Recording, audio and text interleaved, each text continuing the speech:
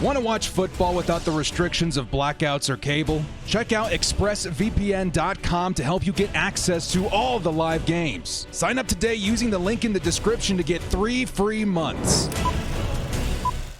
Kyoto Bolt fam, it's the director. Chargers fans, can you believe it? March is almost over. We are now just weeks away from the NFL draft. Wow, this is really coming up quick, dudes. With every day that goes by, I get a little anxious because I'm like, I don't know if I talked enough about what I want to talk about in the NFL draft, because this could be a very unique year for the Chargers. For the first time in a long time, this team doesn't really have any pressing needs, right? Everything's pretty much on the table. I do think the Chargers are going to go in on offense, right, to support that new signing at offensive coordinator in Kellen Moore. But you could still go defense and grab an edge or corner or something for Brandon Staley. But at the same time, I don't know. I have a feeling, because of the Chargers' unique position this year, something weird could happen, right? Things could get weird. Things could get weird because, again, the Chargers, everything's kind of on the table. So today I kind of wanted to talk about trades, right? Because the Chargers could finally be in that position to maybe trade up, trade down, do whatever. And I got 3 scenarios that I think that could be shocking to Chargers fans, but given the Chargers situation, might actually be on the table this year in 2023. So it's going to get weird. It's going to get fun. It's going to get weird. Before we do get started, guys, shout out to the sponsor, Underdog Fantasy, my favorite way to engage in fantasy sports, especially in the off season while we're waiting for NFL football to return. If you guys want to join in on the fun and join in on the action, use code DIRECTOR to match your first deposit up to $100. And then also, guys, we have a giveaway going on right now. You guys know his name, Asante Samuel Jr., the rising Chargers cornerback star. We got a signed jersey by him for one of my subscribers. All you got to do to enter for this is hit up the link in the description, follow the instructions there, and make sure you are subscribed. Only subs can win. But of course, we always do 2 giveaways on this channel. We're also giving away this lights out Sean Merriman jersey to one of my crew members as a thank you for supporting the channel in the off season. All you guys got to do then for this is be a member of my crew. That is it. We'll be drawing the winners, I think, close to draft day. And with that, let's get into this. Before we do, hit us up with the like and sub. If you do enjoy this Chargers content, small amount of time you guys take to hit the like, sub, and bell notification helps me out a lot. Let's get into this weird draft day trade scenarios. Lights, camera, action.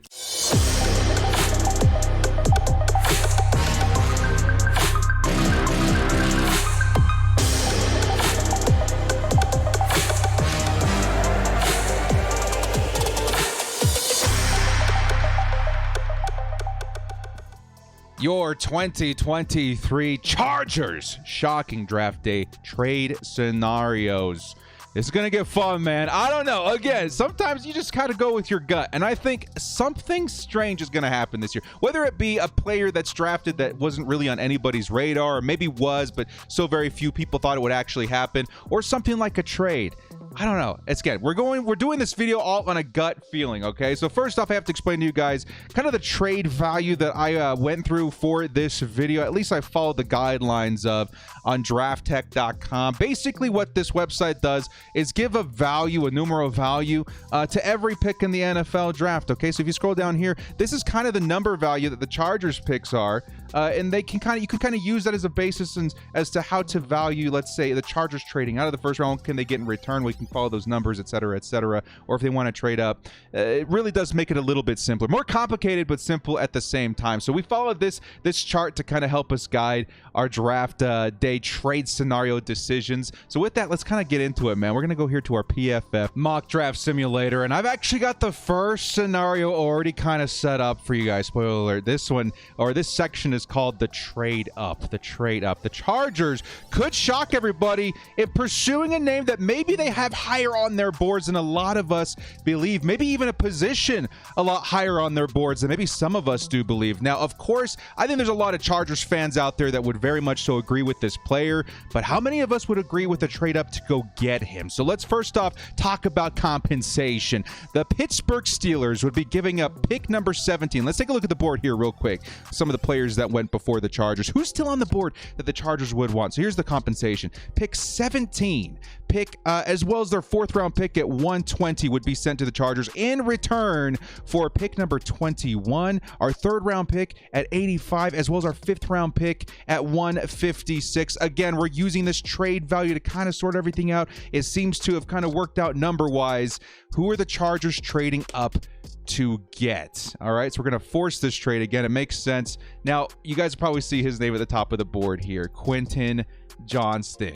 What if the Chargers, who have been hinting towards needing a bit more speed on this team, finding weapons specifically tailored to Justin Herbert's strengths, of course, talking about that big arm, and getting very serious about building a brand new offense for brand new coordinator, Kellen Moore with the Los Angeles Chargers. What if all of those factors added up to the Chargers circling, highlighting, bolding the name Quentin Johnston on their draft board? And what if going into the draft, and this is very much so possible as well, these names were drafted in front of Quentin Johnston, like a Jackson Smith-Njigba, who's definitely starting to climb boards because of that nice performance at the Combine or his pro day. You got Bijan Robinson, that sensation at running back. What if, and also the quarterbacks, by the way, the quarterbacks being selected early is going to push some talent down. What if, because all of that, we still have a Quentin Johnston left on the board at pick 17, but with players or teams like the Detroit Lions, who are wide receiver needy coming up, the Chargers don't feel like he could fall even further than that. What if the Chargers get aggressive? They say, hey, Quentin Johnston has turned out to be our guy. Let's trade up and go get him for Justin Herbert. How would you guys feel about that? Again, these are shocking draft day trade scenarios. We're going to offend some people. But at the same time, there might be some people very much so on board with this scenario. Now, let me talk a little bit about why Quentin Johnston might actually end up being worth it. Some people believe that Quentin Johnston could be the #1 wide receiver coming out of this class. He could have the highest. I do think he does have the highest upside of all the wide receivers you'll find in the first round. But in terms of what he's offering you, there's not very many other talent, if any other talent in the NFL draft at his level that's going to be offering it, okay? Now, if you take a look here at PFF, the biggest thing that I want to point out is actually down here at the bottom line. The bottom line is it's all there. Johnston has every coachable physical tool. He's projected early in the first round. What that means is that Johnston, this is kind of the dude, right? He has that the physical traits that remind people of, let's say, a Julio Jones, right? Or an A.J. Brown or a DK Metcalf. Those big physical receivers that tend to dominate in the NFL. That is your prototypical 6'3", 208-pound, maybe even a little bit lighter, but he could put on a little bit. What I'm trying to say is that the physical kind of wide receiver that you're looking for, Quentin Johnston carries those traits, right? Now, what's funny is that physicality is kind of listed as one of those things that maybe he can improve on, and that's in terms of contested catches, trying to get his body involved a little bit more into his play. But I don't know if that's necessary for him to succeed at the next level. I think he could definitely do it, and I think he's shown proof of that, previous his 2022 campaign. So I don't think it's non-existent, but at the same time, what his role would be with the Chargers is definitely interesting. He would be our speed option, which is awesome. A 6'3", right, 200-pound wide receiver being your speed option is a very good thing. He'd likely be playing opposite Mike Williams on the outside. That would allow a Keenan Allen to dominate from the slot for the majority of his snaps. That looks really good on paper for the Chargers. Now, what happens if a Quentin Johnston all of a sudden starts clicking with a quarterback like Justin Herbert? It completely changes what the defense is going to look like pretty much for the rest of the year. If you got a Quentin Johnston on the field that's both tall, maybe can be physical, but also very explosive, can stretch the field. Defenses can't play as close to the line of scrimmage as they've been playing since 2022. Justin Herbert could easily find this guy open in deep part of the fields that other quarterbacks couldn't access. They just don't have the arm. And then finally having that speed that can access that part of the field all equates to a very dangerous addition to this offense. One addition that could certainly change everything for the Chargers and what they look at, what they face on defense from their opponents. Quentin Johnston could end up being that guy for the Chargers because of how much he truly affects the Chargers offense and what they can do offensively. You guys remember the Justin Herbert rookie season with Tyron Johnson and Jalen Guyton, of course. Justin Herbert, for whatever reason, was able to find one, if not both of these guys open for very many games throughout his rookie campaign, and that really threw defenses off. How many 20-yard plus touchdowns did we see to that duo? Quite a few. That kind of changed after his rookie year. I don't know if it's because we got rid of Tyron Johnson, if we didn't have those two options, if the talent wasn't there, if Jalen Guyton regressed. We don't know. Jalen Guyton doesn't seem like to be the problem. It just seems to be the Chargers not moving in that direction of utilizing the deep pass with Justin Herbert. And if so, trying to utilize it, not having the weapons to really effectively execute it. Quentin Johnston would change that. So the reason I'm highlighting a Quentin Johnston here is because, again, he could end up being the best wide receiver in this draft. I wouldn't be shocked if the Chargers have him wide receiver 1 in 2023, especially with what he offers you physically. Just like PFF said down here, has every uncoachable physical tool. If I said coachable before, uncoachable physical tool. He could turn out to be wide receiver 1-1. And I do think that with the Chargers especially, if he's given a quarterback like Justin Herbert, his ascension could be very, very quick. It also gives you options at wide receiver going forward into the future. Let's say if things get complicated in 2024 and beyond. So Quentin Johnston, you guys let me know if you're okay with that trade. Very, very big trade for the Chargers. It would be a blockbuster trade. It would probably be a name that not a lot of Chargers fans would be like, what? We traded up for a wide receiver? That's crazy. That doesn't seem, like the Chargers, especially with some of the talent left on the board. Maybe some people would expect the Chargers to go after like a, let's actually pause this real quick, or in and around that pick, a Nolan Smith or a Dalton Kincaid, right? But instead they go for what they perceive as the best wide receiver in the draft because that's what they think they need. They need speed. They need that element to the Kellen Moore offense to help execute with Justin Herbert, okay? So with that being said, let's go ahead and go turbo here for the rest of the draft. Again, only 3 rounds, but I kind of want to show you guys what the rest of the draft could look like if the Chargers did decide to trade up for their guy, which ended up in this scenario being Quentin Johnston, okay? So, of course, the Chargers did not have, I think, their 3rd round pick in this scenario, but they still do have their 2nd round pick. And after going wide receiver in the 1st, I wouldn't be shocked if the Chargers still try to go heavy on the offense, especially with how much they spent in the last couple off seasons on defense. But what else do we have available on offense? You got a nice tackle. You got Nathaniel Tank Dell that you could certainly mix in there. That would be kind of nuts if the Chargers traded up and then double dipped at wide receiver. If you got Quentin Johnston, though, I don't really think that Tank Dell kind of fits with the Chargers at this point. You've got the corner in Tomlinson.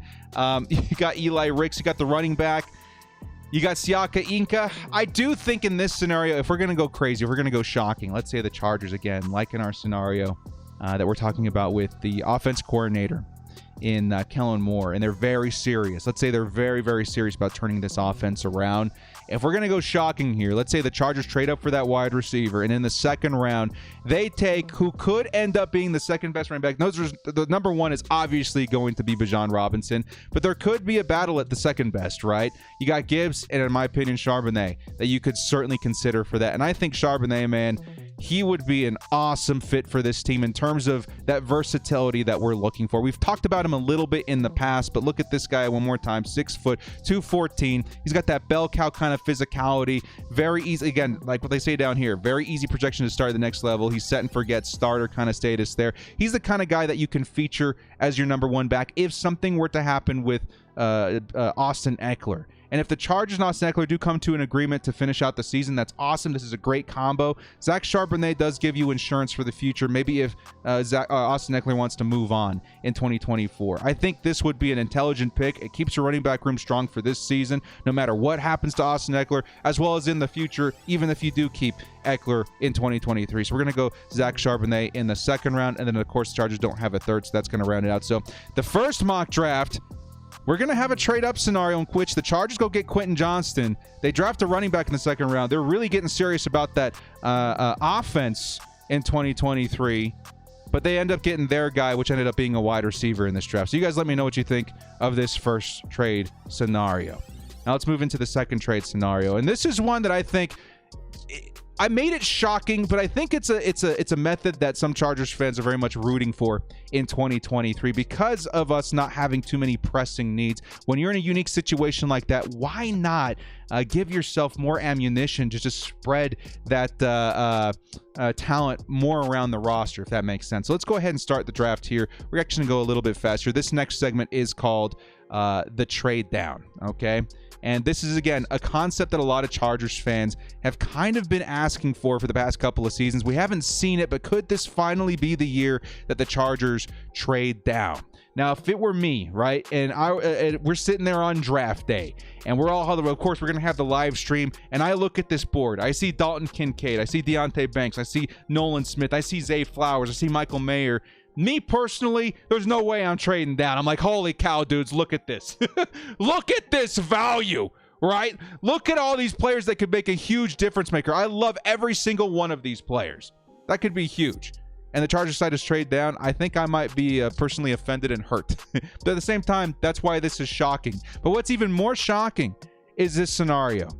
The Chargers in this trade find a partner with a recently aggressive team in the Detroit Lions, right? Who are trying to turn their season, or at least that program, around. They've been very aggressive. Let's see if we can find them here. Detroit Lions, their next pick being at 48. You know what that means for the Chargers? The Chargers in this shocking trade down scenario would be trading completely out of the first round. That blows. A lot of us on draft day would maybe be let down a little bit, but what it does do is give you a lot of ammunition in the second round. So in this scenario, and this is going to blow your minds a little bit here, guys, because if the Chargers aren't at all going to have a first round pick, they're going to need to be compensated. So in this scenario, the Chargers are giving up their first round pick at pick 21, as well as their 7th at 239, to make sure that the numbers kind of make sense, to the Detroit Lions, who are going to be sending back not 1 second round pick, but 2. They do have 2 second round picks, which would give the Chargers a total of 3 second round picks. To also make the numbers make sense, we threw in a 5th round pick at pick number 152. I know it does says that they're not interested in picking for the trade and for this pick or whatever, but it makes sense on the chart.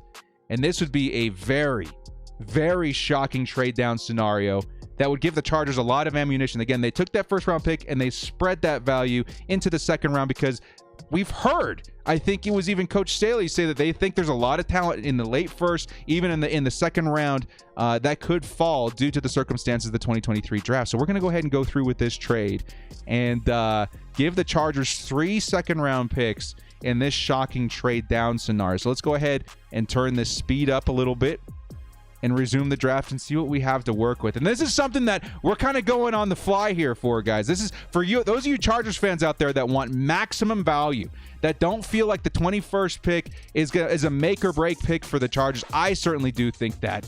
But for those of you that have been waiting for the trade down scenario, the Chargers might have the flexibility to do so this season. We just have to wait and see if they value that pick a certain way for a player at 21, or if they do want to trade down. So in this scenario, take a look at this, guys. Take a look on the left side. The Chargers, now up at pick number 48, have another pick coming up at 54 and a back-to-back pick at 55 in the second round.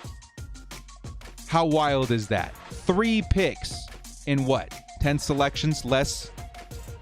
Let's see how much we can transform the Chargers roster with 3 second-round picks. Now, first off, taking a look at this board, I don't know if he'll be there, but we're going to take what the board gives us. B.J. Ojulari. A lot of Chargers fans talking about the Chargers needing that third edge player, right? That edge that can develop and take over for maybe Khalil Mack next season. You get an Ojulari, especially in the second round, you're looking very good. What does they say here? They say, okay, of course they're going to compare him to Azeez, but at the same time, second round, could have benefited from another year, blah, blah, blah. But yeah, he's going to get to the quarterback. This guy's going to get to the quarterback. He would be an awesome fit. He would certainly be that guy that the Chargers can rotate this season, as well as hope to develop for next season, give him some flexibility, keep a guy opposite Joey Bosa for the remainder of Bosa's career even. Ojulari would be a slam dunk pick in the second round. We're going to go ahead and take him with our first second round pick. And again, the Chargers still have 2 more. Now at this point, what are we looking at? And again, it's kind of becoming easy. Tank Dell is still available on the board. Some people are saying he's falling. He could be more of a third rounder. But if you're the Chargers and need a wide receiver with his skill set, again, not a burner, but a very shifty back, right? A guy that can certainly use that agility, that burst to your advantage. And then that speed, again, not like lightning fast, but certainly fast enough to stretch the field. He's not slow. Tank Dell could be the guy, right? You got Stevenson, cornerback out of Miami. You still got Antonio Johnson, which would be a great option at safety. You got Garrett Williams, who I think, if he didn't have injury concerns, would be a first rounder this season. He would be a great, I think, even fit for the Chargers, right? An outside corner, maybe giving you a little bit of flexibility for 2024, given what could happen with Mike Davis. You still got Tomlinson, you got Charbonnet, who would be excellent. With this pick, I think it's obvious we're going to go with Tank Dell. So you still get your wide receiver, you get your edge, right? And we got back-to-back players here. We got back-to-back players. You could take a Stevenson here, who's definitely a very nice pick. 6 feet tall. He's, again, an outside corner. Does he fit the scheme? I think so, right? He's a man coverage, kind of guy. I do think that would fit the Chargers very well. Or you could take a shot on one of these guys. I think Antonio Johnson would be very interesting with the Chargers. Again, he's a box/slot safety. The Chargers love that kind of versatility. He's certainly got that size to be a difference maker. You know what I mean? He's one of those Derwin James kind of players, right? That you can kind of move him around. And especially if you got two of them with a Brandon Staley, that could be pretty lethal. You can go Garrett Williams here. Again, he would be a first rounder, I think, if it weren't for some injury concern. And if you've got an extra second round pick, maybe you're okay with sitting on that second and hoping he turns around a first round value in 2024. What would you guys do? In this situation, I think with what's left on the board, I would go with Stevenson, but in this situation, I'm going to go with Johnson because of how the Chargers value the star position or the slot position, right? I feel like he would be the perfect kind of fit for Brandon Staley. We've already got, Tank Dell. We've already got, some pieces coming in for the offense, I'm sure, later as well, especially with how much value you're getting in this trade. Let's go ahead and pick up Antonio Johnson, help out that defense even more. Now you got two players that you can treat kind of like a Derwin James. That would really cause a lot of chaos for those offenses opposite the Chargers defense this season. And to round out this trade scenario, we still do have our third round pick. Look at that, boys. Garrett Williams still on the board. I want to go offense really, really bad. The best offensive player that I would see the Chargers still available is Tank Bigsby, which, again, he's your big boy, right? 6 feet tall, 210 pounds. I do like his upside quite a bit in the third round. I think he could turn around and be that bell cow kind of running back in the future. But, again, shocking would be the Chargers, let's say, trading down and not loading up on offense. If I see Garrett Williams still available because of that injury concern, and you're getting a third rounder that could turn first round value in 2024, I think I'm going to take it. Brandon Staley said himself, you can't have too many safeties, or you can't have too many DBs. I was thinking cornerbacks specifically. And Garrett Williams, guys, I'm telling you, would be awesome, right? Again, not the biggest dude out there. That's also kind of a knock on him, but this guy's crazy. This guy's awesome. This guy could certainly, Christian Fulton kind of upside. I don't know, dude. Again, he tore his ACL midway through 2022, so he does have that injury concern. But you have the luxury with that many picks. I'm going to take Garrett Williams, dude. Again, kind of sinking feeling like to throw all of those resources into the offense. But that defense, man, dude. Look at that. B.J. Ojulari, Antonio Johnson, and Garrett Williams. That's disgusting. That's absolutely disgusting. And sure, I would be gutted that maybe we passed on a Dalton Kincaid or, a Zay Flowers or something that we could have gotten in 21. But that is quite the haul for the trade down scenario. All right. So you guys let me know if you like the trade down. I think I actually labeled this one the trade out. So we have the trade up for Quentin Johnson. We got the trade down, which features a B.J. Ojulari. Let's get into our final shocking draft day scenario. And this one's going to throw you guys for a loop. Okay, I'm not even going to tell you guys the title of this one. We're just going to jump right into it. This may seem outlandish, but if I were the Chargers GM, I think I would be doing a little bit of homework in this scenario. Okay, I think I would seriously be considering making a big move like this that would not only shock Chargers fans, but maybe even the world. Okay, so we're going to start this draft, see how things start to fall, and who's still on the board for the draft. And some people are probably going to hate this. I'm going to tell you that right now. Some people are going to hate this decision or this pick, this scenario. Okay, so who's still on the board, especially with who's still on the board. Okay, we got Kancey, we got Kincaid, we got Banks, right? We got Robinson, we got Mayer, we got Josh Downs. We got a whole bunch of nice players here in the first round. Okay, here is the scenario that shocks the world. And you guys are going to be pissed off for a second, but let me explain myself. All right, the Chargers in the first round are going to trade. And their trade partner is going to be, again, something a little bit outlandish. The Atlanta Falcons. Okay, the Atlanta Falcons. The Chargers are going to send away pick number 21 to the Falcons. And in return, are we going to get 44 and 110? Are we going to get 44 and 75? No. The Chargers, in return for pick number 21, are going to receive the unicorn. This segment is called the Unicorn. The Chargers trade for tight end of the Atlanta Falcons, Kyle Pitts. Now, director, what are you thinking? Look who's still on the board, right? You still got a Dalton Kincaid. You still got a Michael Mayer. If you really want a tight end, just take one of those guys. What are you thinking?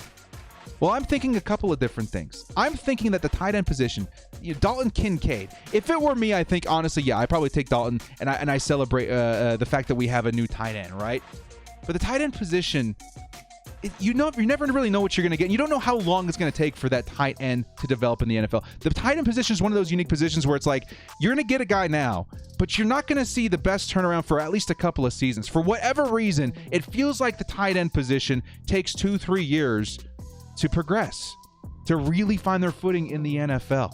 And I do think there are outliers, right? Of course there always are. And I do think Dalton Kincaid and Michael Mayer have the ability to be year one impact players at a high level. I really, really do.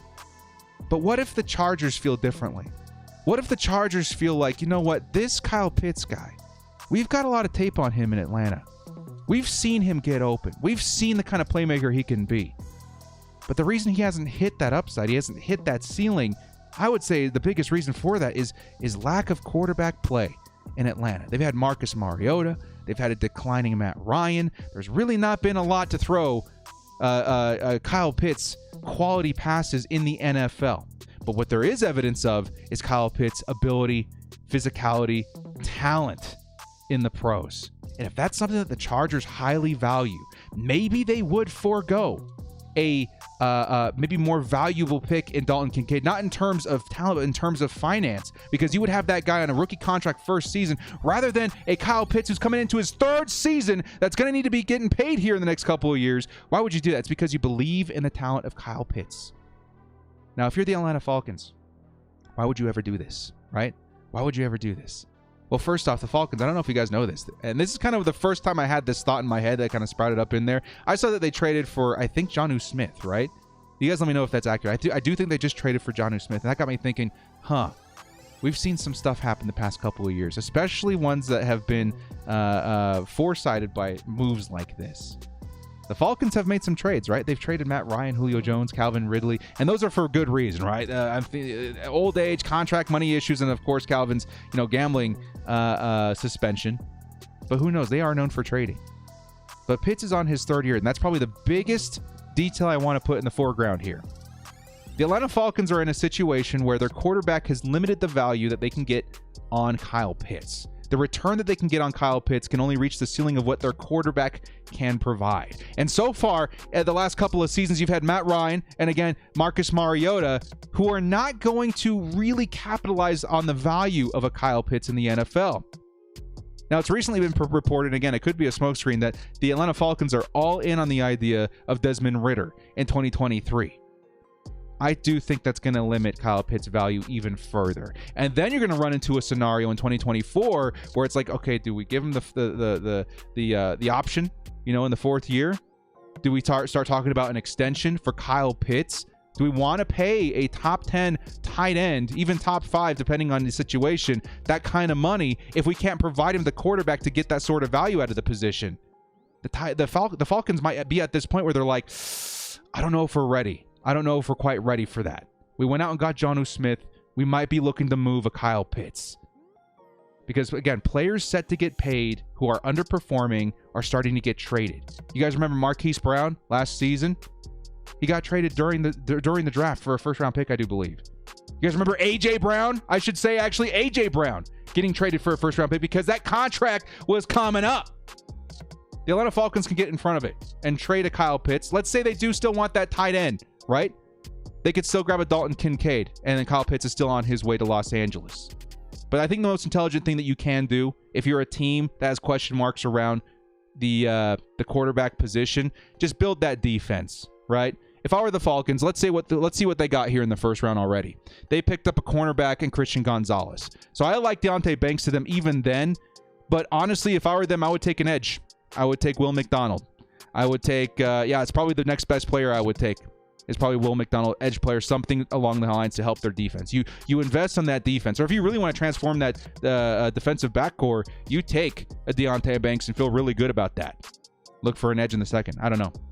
My point here being, Chargers picking up Kyle Pitts let me explain myself even further as to, again, why the Chargers would want Kyle Pitts over a Dalton Kincaid. We already talked a little bit about he's a little bit more developed. They have tape on him in the NFL. They could see and understand and value his talent in the pros right now more than maybe a little bit more of the unknown of a rookie coming in 2023.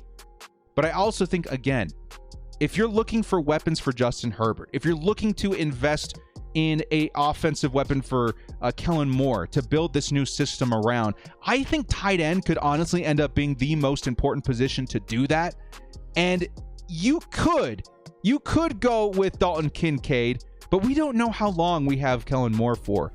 Remember, that guy has been interviewed for a head coaching position as recently as last year. Maybe the Chargers only have him on lease for 1 or 2 seasons. And if that's the case, I don't know if we have time to wait for a tight end to develop into their full potential. And again, you still have that chance that Kincaid could, deliver that right away. But if you feel confident that Kyle Pitts with Justin Herbert would be that guy for Kellen Moore to create this offense around, you do it. And in the end, the Falcons, they avoid gambling during the Desmond Ridder era, right? They're ending up being able to go and draft that defensive, star that can help them while they're still in search of that quarterback or testing out Ridder to see if he's the guy, while also avoiding having to pay a Kyle Pitts in the future. Can you guys imagine a Justin Herbert to Kyle Pitts connection? That would be outstanding. It limits your gamble, and it allows Kellen Moore to build this offense around 2 of the most lethal players physically at their positions in Justin Herbert and the unicorn, Kyle Pitts. Talk about shocking and outlandish. I'm going to get some heat for that one. I'm going to tell you guys right now. I'm going to see some stuff in the comments, maybe even on Twitter. But for whatever reason, again, the idea flashed in my mind a couple of days ago, and I was like, I think I'm going to talk about it. That's exciting enough where I think if I were GM, I might actually take the gamble on that. So you guys let me know in the comment section below if that's something you would even consider. Could Kyle Pitts be worth a first-round pick from the Chargers in 2023? Well, guys, thank you so much for joining me. This has been The Director. If you like what you saw here, hit us up with a like and a sub on your way out. And you guys also let me know some outlandish, shocking draft day trade scenarios that the Chargers could exercise. Some less shocking ones would definitely be the Chargers trading down, let's say, to a team like the New Orleans Saints at 29. Maybe even the Steelers, I think, who have the number 1 pick in the second round, which is technically 32 because of the forfeited pick by the Dolphins. There's a lot of stuff that you could do, while also maybe gaining a 3rd or 4th round pick in the process there. But you guys let me know some of the trade scenarios you think would be kind of cool. Thank you guys so much for joining me. This has been The Director. We'll see you next time. And as always, bolt up and stay frosty. The unicorn. Man, I'm going to catch some shade for that one.